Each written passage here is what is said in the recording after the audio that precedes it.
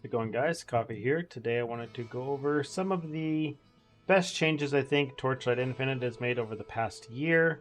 Um, as with most games, we kind of end up with a content cycle, and sometimes there are good changes, sometimes there are good changes, sometimes there are bad changes. And today I figured I'd go over what I feel are some of the best changes that they've actually done to the game.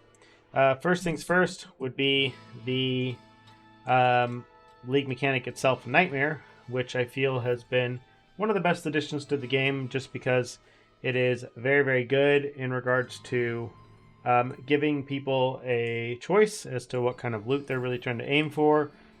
Some nice player agency in terms of the depth or the difficulty of what they're trying to aim for with their content as well. So when you are doing that, you are able to kind of really dictate the kind of stuff you're trying to get, as well as it's a league mechanic that is overall pretty profitable no matter what you're doing with it. With the addition of the compasses, things like that, I think it was one of the stronger league mechanics that they've done in a really, really long time. So on top of that, basically they did make the changes again with the compasses, where they did make it to where all of the league mechanics are in the game as compasses, as well as they've made some adjustments to the way that cards work in your in the Netherrealm. So instead of having to go and chase down specific cards, we are able to just focus on specific cards that we want, and then those specific cards will be always active in every single beacon that we run. So that's obviously a huge change. It's very useful in regards to ensuring we're only experiencing the content we want to experience, and then, without having to put in too much extra effort, we are able to get, the experience that we're trying to get. One of the other changes I think that was actually probably very, very good for the game, even though it does make it a bit harder to play certain characters, is the change to Black Sail to make it to where the legendary relics and memories only drop from Black Sail instead of all content.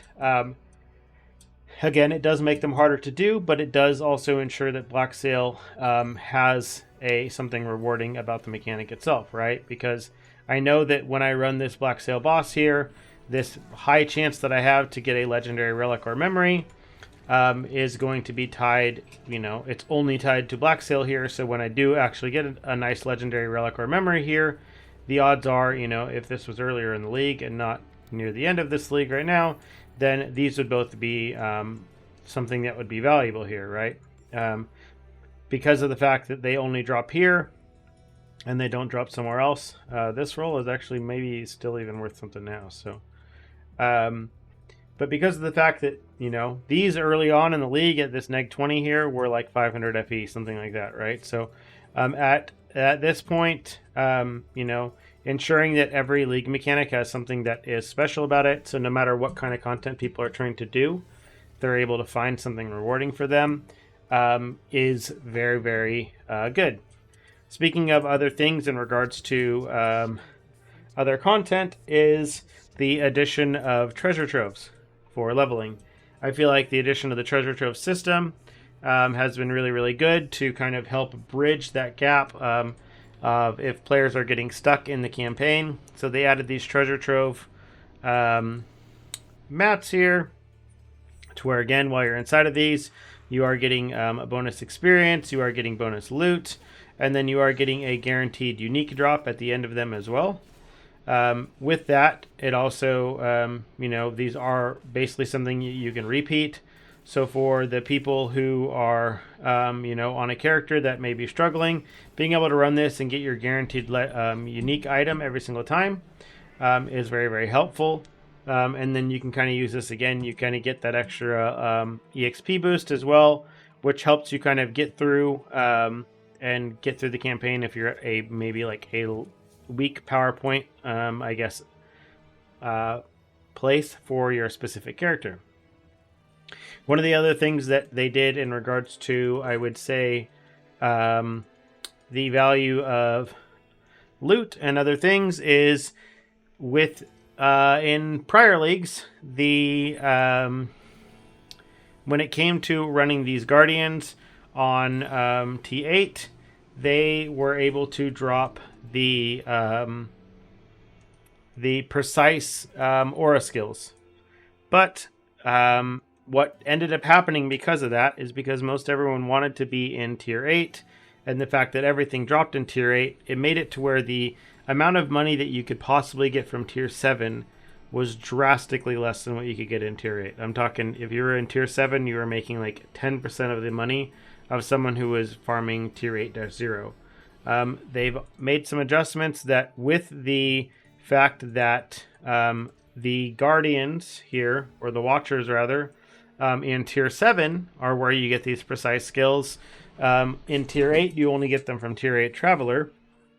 So with these being exclusively on the Watchers for Tier 7, this gives the players who are in Tier 7 a very nice economy, rather, to where their Tier 7 maps are always going to be profitable.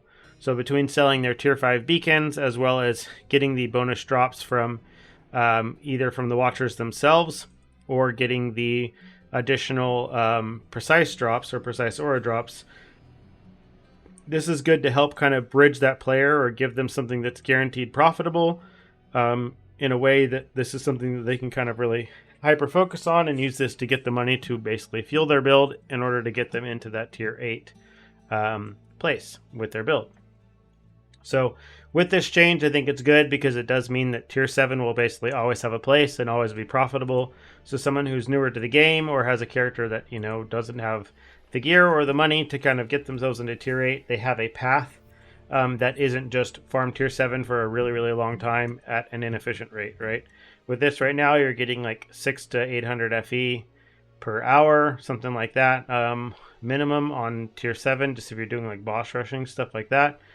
So that's like a really, really good change for the game again, to ensure that, everyone kind of has a nice, I guess, balanced experience, instead of it being all very, very top heavy to where people that are doing Tier 8-4 are making, 100 times more money than someone doing Tier 7, things like that. So the balance of that, I think, is good.